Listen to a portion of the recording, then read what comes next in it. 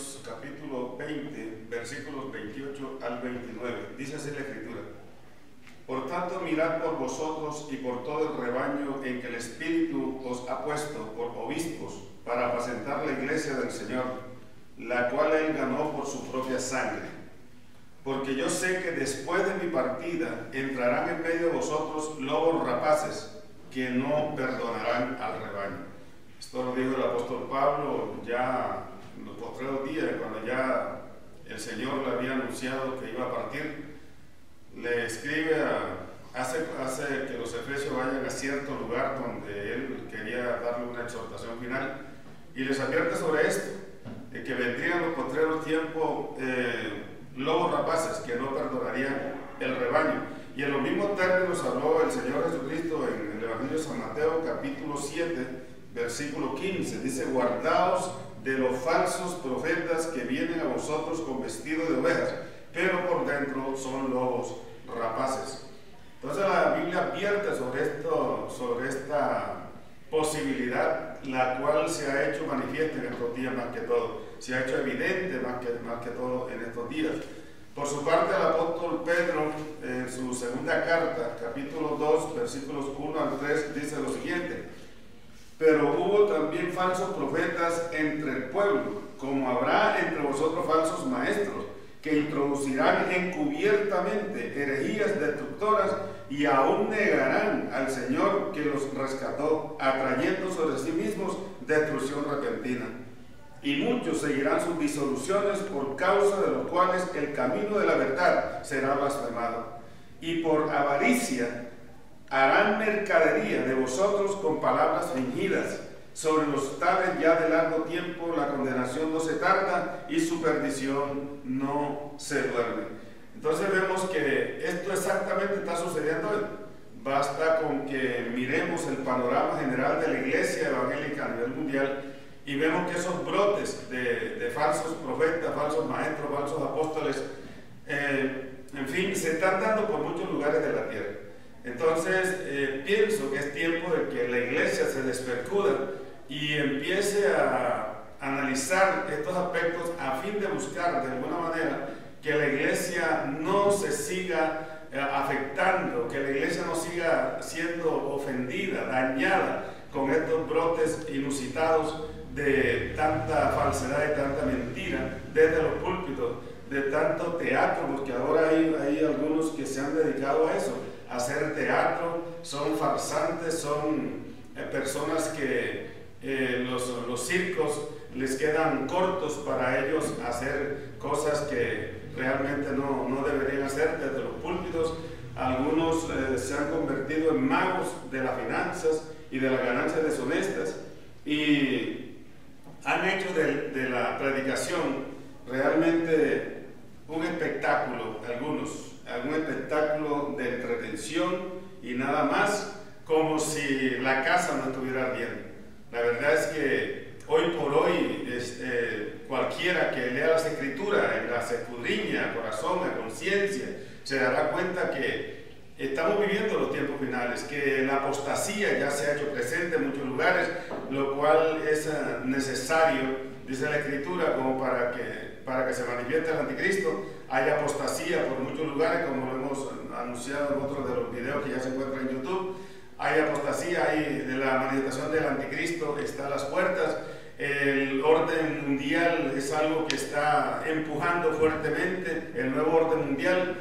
La caída de las naciones europeas, de donde probablemente va a salir el anticristo, ha sido una cosa ya inocultable. Las economías se han venido al piso, el ecumenismo está empujando fuertemente también, porque hemos dicho que el anticristo necesita unidad política, necesita unidad económica, necesita unidad religiosa para su gobierno, y eso es lo que está implementándose a nivel mundial. Entonces bastaría con tener los ojos bien abiertos para percatarse que las cosas son más graves de lo que se cree. Sin embargo, hay pastores que se han dedicado sencillamente a entretener a las congregaciones, a entretener a las ovejas con chistes flojos, con manifestaciones circenses propias de un circo, del mejor de los circos del mundo, y como si no estuviera, como si no estuviera pasando nada a nivel nivel de la iglesia del Señor y a nivel de la humanidad.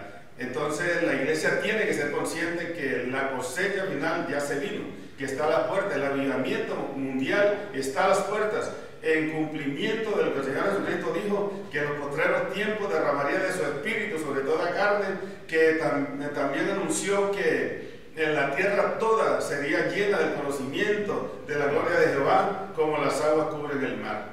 Entonces es tiempo de que la iglesia despierte realmente y se dedique a lo que se debe dedicar. Los ministros deben tener sus ojos espirituales bien abiertos para estar a tono con los tiempos del Señor. Estamos viviendo los tiempos bíblicos que están anunciados respecto del fin de esta era, porque al manifestarse el anticristo, obviamente que el Señor implementará con toda su fuerza el gran avivamiento mundial. Es la cosecha de los tabernáculos, es la fiesta de la cosecha final, donde millones de almas van a llegar a los pies de Jesucristo, y la única que debe estar encargada de esto es la iglesia del Señor. Pero vemos que muchos de los ministros están entretenidos en otras cosas, algunos detrás de su propia fama, otros detrás de las ganancias deshonestas, otros detrás de tener una gran membresía únicamente para algunos, para percibir muy buenos recursos, otros simplemente para que la fama sea cada vez mayor.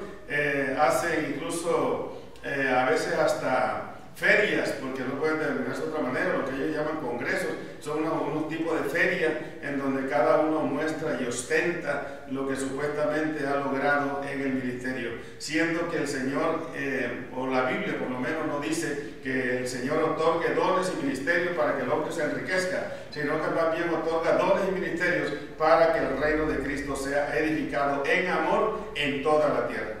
Entonces hoy también ha hecho incursión en la iglesia del Señor la ramplonería, la chabacanería, la ordinariez en muchos púlpitos, y es algo que hace que la gente se asombre. Muchos cristianos que estiman que la iglesia debería estar ocupada en lo que el Señor desea, nos asombramos al ver que se den esos brotes. Veamos lo que dijo, por ejemplo, Ana Maldonado en relación con las supuestas tetas de Dios, y que sin duda es una apología no solamente al homosexualismo, sino al lesbianismo.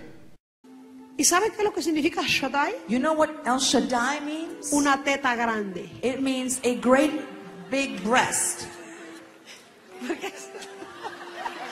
¿Y por qué se ríe? ¿Usted no ha visto eso en el espejo allá cuando usted se quita la ropa o qué? Why do you laugh? Have you not seen yourself in the mirror? ¿Qué quiere decir el Shaddai? El Shaddai en el idioma hebreo quiere decir el Todopoderoso. Así, en esos términos, se le apareció Dios a Abraham. Le dijo: yo soy el Dios Todopoderoso, anda delante de mí y sé perfecto.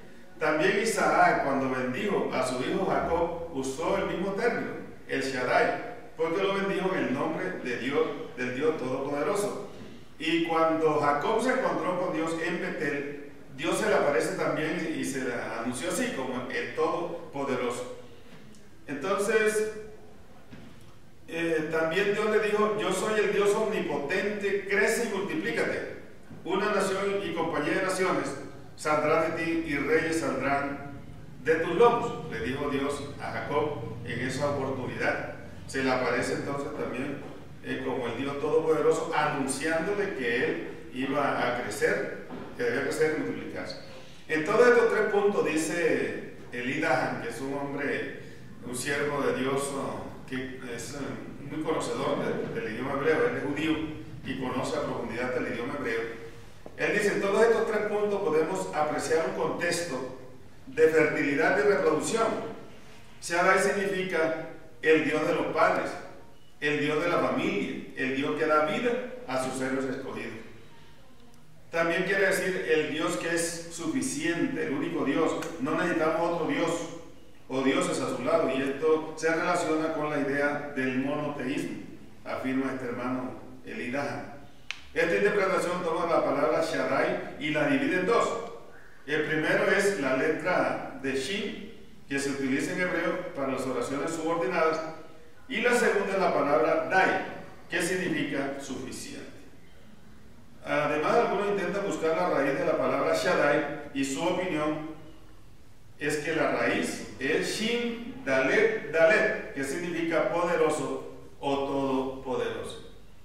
Así que cuando esta señora Ana Maldonado habla de El Shaddai como la teta grande, en realidad no tiene asidero bíblico, no compagina con lo que el idioma hebreo entiende por el término El Shaddai. Muy bien, veamos también entonces ahora lo que dijo su esposo, este pastor Guillermo Maldonado, porque esta ramplonería, esta chabacanería, estas palabras ordinarias que son ofensivas a las buenas maneras, a la decencia, también han sido usadas por el Señor, por el pastor Guillermo Maldonado. Veamos lo que él expresa en un video en donde habla de las supuestas patas de Dios, las cuales compara él con las patas de las prostitutas. Entonces veamos una parte de este video. Comunión. Estamos acá en la iglesia. Digan pacto. Say covenant. Con sacrificio. With sacrifice. Dígalo otra vez, por favor. Say it again.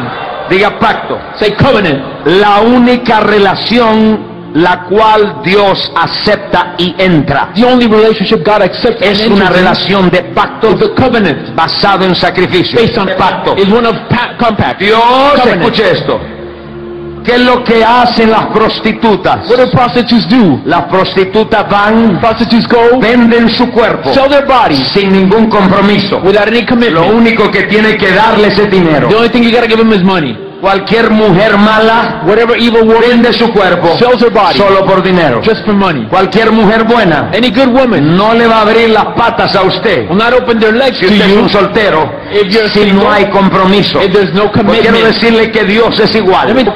La Biblia advierte sobre las palabras corrompidas, y yo creo que este pasaje el apóstol y pastor Maldonado, yo creo que lo ha leído más de una vez. Esto está en la carta a los Efesios capítulo 4 versículo 29. Allí dice la escritura: ninguna palabra corrompida salga de vuestra boca, sino la que sea buena para la necesaria edificación, a fin de dar gracia a los oyentes. Vuelvo a repetir el pasaje por si acaso alguno no lo ha tenido ni lo tiene presente. Efesios 4:29 dice: ninguna palabra corrompida salga de vuestra boca, sino la que sea buena para la necesaria edificación, a fin de dar gracia a los oyentes. Entonces es bueno analizar qué se entiende por palabra corrompida. Palabra corrompida es aquella que malogra. Palabra corrompida es aquella que malogra, no solamente las que son de alto calibre, las que son deshonestas o inmorales o groseras. Palabras corrompidas más que todo son las que malogran, dañan, laceran, ultrajan la decencia, la gentileza, las buenas maneras de personas de bien. Esas son palabras corrompidas. Y sin duda las palabras que salieron de la boca del apóstol Maldonado son palabras corrompidas, que dañan sin duda, laceran personas, porque vemos allí que en primer lugar se ofende lógicamente a esta persona, pero quiero hablar en primer lugar de la blasfemia contra Dios.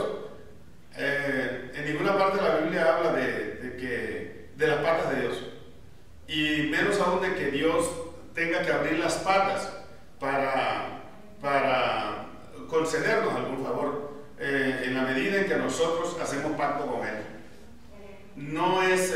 Esto no es de recibo en ningún momento para los que tenemos un conocimiento aproximadamente acertado de las Escrituras.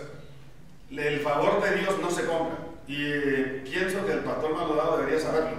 El favor de Dios no se compra, y precisamente cuando el apóstol Maldonado habla de que Dios no abre las patas a menos de que haya un pacto de por medio, o sea, a menos de que haya un compromiso de parte de una persona que supuestamente le va a dar algo a Dios a cambio de. Entonces, sin duda, se está llevando de paso lo que es el amor de Dios. Está pisoteando la bondad, la misericordia, el amor de Dios. Porque la Biblia dice que Dios hace salir el sol para malos y buenos, y que hace llover para justos e injustos. Entonces, hasta donde yo sé, los malos pues no tienen nada que ver con las leyes de Dios. El injusto pues normalmente nunca pacta con Dios, y sin embargo Dios lo favorece, porque la providencia de Dios es para con toda su creación. Entonces, si yo digo que para mover el favor de Dios, porque entiendo que eso fue lo que quiso decir el apóstol Maldonado cuando habló de que para que Dios abriera las patas y nos favoreciera, teníamos que pagarle, que teníamos que contraer un pacto. Entonces, pienso que él se refería a eso. Entonces, los pactos de bendición, si el pastor Maldonado no lo sabe, están incluidos dentro de lo que por revelación nos ha dicho el pacto de cobertura máxima de bendición, el cual contrae todo cristiano cuando recibe a Cristo. Toda persona cuando recibe a Cristo como su Señor y Salvador personal, contrae un pacto que se llama de cobertura máxima de bendición. Así que cuando una persona es llamada, obligada o instada a contraer algún pacto con el Señor a fin de conseguir algún favor, y el favor le es concedido, no es a causa de ese nuevo pacto que está contrayendo, sino que ese pacto que ahora está contrayendo está incluido dentro del gran pacto de cobertura máxima de bendición. Y la persona, al contraer un nuevo pacto, lo que está haciendo es tratando de ejecutar o de poner en práctica lo que ella antes se había comprometido con el Señor, que había quedado cobijado bajo el gran pacto de cobertura máxima de bendición. Entonces, por eso es que algunas personas, cuando contraen algún pacto específico en relación con algo, en relación con algún favor de Dios, a veces les es concedido el favor, pero no por el pacto en sí, ese nuevo pacto, sino por el pacto que contrajo el día que recibió a Cristo como su Señor y Salvador personal. Entonces esto debe quedarle muy claro al señor Maldonado, quien, aprovechando esta circunstancia y debido a que también desde los púlpitos se está implementando el despojo de las ovejas a como dé lugar, algunos hasta le hacen saltar la sangre y trasquilan a las ovejas sin piedad. Entonces debería quedarle claro, o debe tener claro, que no es lícito comparar a Dios con prostitutas, en cuanto a que Dios debe conceder favores a las personas solo cuando la persona se compromete a hacer algo por él o por su obra, porque Dios dejaría entonces de ser bueno, y la Biblia dice que Dios es bueno y que para siempre su misericordia. Él favorece al malo tanto como al bueno, porque por su providencia Él favorece a toda su creación. Ahora bien, yo entiendo entonces que esto sin duda es una blasfemia cuando él habla de las patas de Dios, comparándola con las patas, son los términos que usa, de la prostituta, es una blasfemia contra Dios. Además de eso, las palabras que él usa contra este grupo de personas son palabras altamente ofensivas, porque Dios jamás tuvo palabras desobligantes o palabras despectivas o denigrantes contra ningún ser humano. Y cuando digo contra ningún ser humano, lógicamente están incluidas las prostitutas. Nunca el Señor tuvo nada en contra de ningún ser humano. El Señor Jesucristo, por el contrario, a todo el mundo trató por igual y lo demostró una y otra vez, porque uno encuentra que o lo que dice la Biblia es que delante de Dios todos los seres somos iguales, o sea, Dios no hace acepción de personas. Y ellas, sin duda, las rameras son personas, ellas son personas, aunque el señor Maldonado haya dado a entender de que son seres humanos que están en un nivel inferior, sin embargo, delante de Dios valen tanto como cualquier otro ser humano. Precisamente una prostituta prominente figura entre la genealogía de Jesús, como es el caso de Rahab, la de Jericó. Era una prostituta de Jericó y ella quedó en la genealogía de Jesús, porque ella, hasta donde sabemos por la escritura, ella casó con Salmón, y de Salmón tuvo un hijo que se llamó Booz, que vino a ser el bisabuelo de David. O sea que entre los antepasados figura una ramera. También dice la escritura que en una ocasión en que Jesús fue a visitar a un fariseo, llegó una mujer pecadora. Ahí debe entenderse como una mujer prostituta. Llegó con un perfume fino, ungió al Señor, le ungió sus pies con sus cabellos, derramó sus lágrimas. El Señor terminó perdonando a esta mujer que se sintió sin duda mal delante de Dios por su pecado, reconoció su pecado delante del Señor. ungió a Cristo y el Señor no la despreció, no la denigró, no la ultrajó con sus palabras. Por el contrario, le dio el mayor consuelo que puede recibir un ser humano, como es el de que el mismo Señor le diga: tus pecados te son perdonados. A esta mujer le perdonó sus pecados y, sin duda, tratándose de una prostituta, el Señor la tuvo en alta estima. También la Escritura habla de la mujer samaritana, una mujer que, si bien la Biblia no la designa como una mujer prostituta o ramera, sin embargo era prácticamente considerada en Samaria como una mujer de vida pública, porque había tenido 6 maridos. Entonces era una mujer que la cogía al uno, la dejaba y la cogía al otro, y así sucesivamente. Entonces, sin embargo, Jesús, sabiendo de la condición espiritual y emocional en que se encontraba esa mujer, fue a buscarla a una hora en que precisamente podía encontrarla a la orilla de un pozo saltando el agua, porque era la única hora en que a ella le era permitido ir a saltar el agua, porque las mujeres decentes, entre comillas, iban por la mañana, las doncellas especialmente, o por la tarde, bien entrada la tarde, y las que eran de vida pública, las rameras y las mujeres, entre comillas, indecentes, tenían que ir a saltar el agua al mediodía. Sin embargo, Jesús fue a esa hora a buscar a esta mujer. No la despreció, no la ultrajó, no la denigró, simplemente fue, le impartió la enseñanza sobre el Evangelio, hablando del agua que salta para la vida eterna, y esta mujer no solamente terminó creyendo en el Mesías, creyendo en el Señor, sino que inmediatamente se convirtió en una de las grandes evangelistas e impulsadoras del Evangelio de Jesucristo. Porque dice la Escritura que inmediatamente fue y convocó a los hombres de Samaria y les habló sobre el Mesías. Por lo demás, Jesús afirmó que las prostitutas irían delante de algunos al reino de Dios. Veamos lo que dice Mateo 21:31. Dice que las prostitutas irían delante de algunos al reino de Dios. Entonces el Señor sí tuvo en cuenta a estas mujeres que son tan sufridas y que son tan menospreciadas y tan pisoteadas.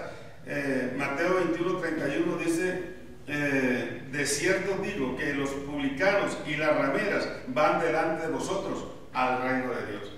Entonces pienso que es deber del pastor Maldonado pedir perdón a este grupo de seres humanos que en una hora desafortunada les ha tocado ejercer una profesión muy mal vista en muchos lugares del mundo, y muy mal vista por las personas que obviamente ven que eso se trata de actos de inmoralidad sexual y que anhelan verlas mejor. Entonces es bueno que les pida perdón a este grupo de mujeres, a este grupo de personas, que son personas delante de Dios, a fin de que Él quede bien delante de Dios y delante de la iglesia cristiana, porque no puede entenderse que por esta salida en falso la iglesia cristiana en general desprecia a este grupo de personas. Por el contrario, creemos que ellas merecen, al igual que todo ser humano, nuestro respeto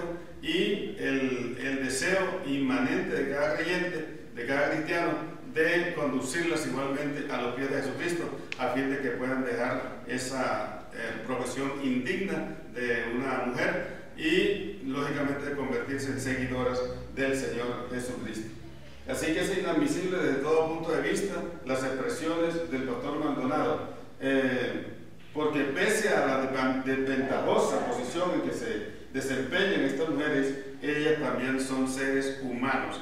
Y le recuerdo al apóstol Maldonado que ellas no tienen patas como los animales, sino piernas. Hasta donde yo sé, así lo denomina la anatomía a los seres humanos, y así se encuentran algunos pasajes en la Escritura donde se dice que tienen piernas. La Biblia no dice que a Jesús le quebraron las patas, sino que dice que a Jesús, o que le iban a quebrar las patas. Lo que dice la Biblia es que cuando fueron hasta donde él estaba, al ver que ya había muerto, no le quebraron las piernas. Entonces hay que tener cuidado, mucho cuidado con las expresiones que salen de nuestra boca, porque veíamos en la intervención de la esposa de Maldonado que ella en cierta forma también terminó ofendiendo a los niños que sufren del síndrome de Down. Ahora, queremos, antes de ir poniendo término a esta enseñanza, hacer alusión al supuesto ministerio profético del pastor Maldonado. Y vemos que en cierta ocasión, eso fue exactamente el año 2008, hace exactamente 5 años, cuando estaba de candidata una señora de nombre Melba allá en el Ecuador, frente al candidato Correa. Para esa época estuvo Maldonado allí y él afirmó que el Espíritu Santo le estaba mostrando que una mujer iba a ser la primera dignataria del Ecuador, que iba a ser la presidenta del Ecuador, y es más, que ya había sido posesionada por el mismo Dios en el cielo. O sea que no había, como decimos en la lengua popular, no había pierde, iba a la fija. Sin embargo, resultó ser una falsa profecía. La Escritura dice que cuando un profeta habla palabra que no se cumple, no viene de Dios. Es palabra que el profeta lo ha hablado con presunción.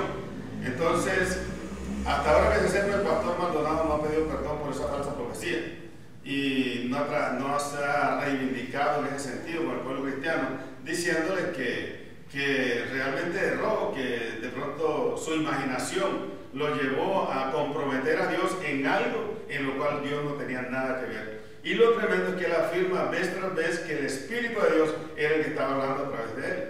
Entonces esto sin duda lo califica o lo descalifica como profeta.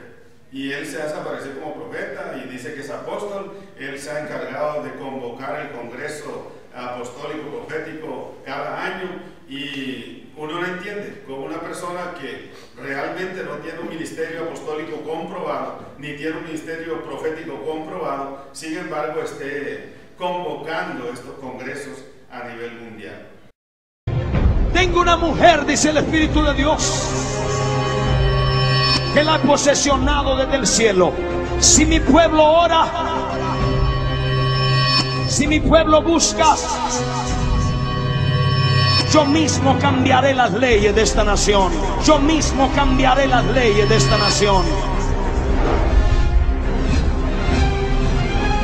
Como hemos podido escucharlo a propio Maldonado en este video, él dice que la revelación le estaba recibiendo directamente del Espíritu de Dios, que el Espíritu Santo le estaba asegurando que venía una mujer como mandataria de Ecuador. Obviamente estaba refiriendo a la candidata Melba. Y es más, dijo que ya ella había sido posesionada en el cielo por Dios. Entonces, sin embargo, vemos que ganó Correa y no ganó la cristiana Melba. Entonces, sin duda, esto pues es una falsa profecía. Ahora, en cuanto a su ministerio apostólico, ya decíamos en un video anterior, creo que fue el que filmamos en relación con Ana Maldonado, que lo titulamos Ana Maldonado, las tetas de Dios y el homosexualismo. Ahí decíamos que los apóstoles están llamados para poner el dedo en la llaga. Cada vez que un apóstol observa que la doctrina de Jesucristo está siendo tergiversada, tiene que hacer oír su voz. Y hasta ahora que se sepa, Maldonado no ha levantado su voz una sola vez, ni siquiera para protestar en contra de lo que su esposa afirmó, ni en contra de otros voceros, entre comillas, de Dios, que están también profiriendo herejía por todas partes, proclamando doctrinas falsas por todas partes, y este apóstol guarda el silencio. Así como guarda silencio una gran mayoría de los apóstoles, de los supuestos apóstoles, y por la Biblia vemos que los apóstoles están puestos precisamente para rectificar cuando sea necesario aquellas desviaciones que se están produciendo en torno a la doctrina de Cristo. Y esto tiene que ser a nivel local, regional, nacional y mundial, porque ese es el ministerio apostólico. El ministerio apostólico es un ministerio de alcance universal, porque tiene que estar pendiente de la doctrina de Cristo. Y la doctrina de Cristo, pues al estar en todo el mundo, obviamente el apóstol debe estar atento a rectificar cada vez que estas desviaciones se produzcan en cualquier lugar de la tierra. Pero hoy vemos que hay algunos que se hacen llamar apóstoles que, como decía, no están siendo empeñados en su fama, en ganancias deshonestas, otros están ocupados en contiendas, otros están ocupados en sus chistes blogos, en sus chistes propios de concursos de risa o de circos, de payasadas y en fin, haciendo una cantidad de cosas, otros fomentando el Harlem Shake, el Dance and Trance para supuestamente atraer a la juventud, y están ocupados menos en atraer o en implementar estrategias para alcanzar las naciones para Cristo, porque en eso es que debería estar ocupada la iglesia hoy, en alcanzar las naciones para Cristo, y no en esas falsas posturas apostólicas y proféticas que lo que ha hecho es enterrar el ímpetu que en algún momento alcanzó la iglesia evangélica y apagar los brotes de algún despertar espiritual que se están dando en algunos lugares. Con esa salida lo que están es causando un daño grave a la iglesia de Jesucristo. Entonces es tiempo que la iglesia rectifique su posición, empezando por los ministros. Dejar su mercadería, porque como dice Judas, han hecho del pueblo cristiano una mercadería. Y yo quiero cerrar este mensaje en este día precisamente leyendo esta profecía del apóstol Judas. Vamos a leer del versículo 10 al 16. Dice así el apóstol: pero estos blasfeman de cuantas cosas no conocen, y en las que por naturaleza conocen, se corrompen como animales irracionales. Hay de ellos, porque han seguido el camino de Caín y se lanzaron por lucro, ojo, se lanzaron por lucro en el error de Balaam y perecieron en la contradicción de Coré. Estos son manchas en vuestros ágapes, que comiendo impúdicamente con vosotros se apacientan a sí mismos. ¿No les suena familiar esto, hermano, hermana, señor ministro, usted que está escuchando esta palabra en esta hora? Se apacientan a sí mismos. Nubes sin agua, llevadas de acá para allá por los vientos, árboles otoñales sin fruto, 2 veces muertos y desarraigados, fieras ondas del mar que espuman su propia vergüenza, estrellas errantes, para las cuales está reservada eternamente la oscuridad de las tinieblas.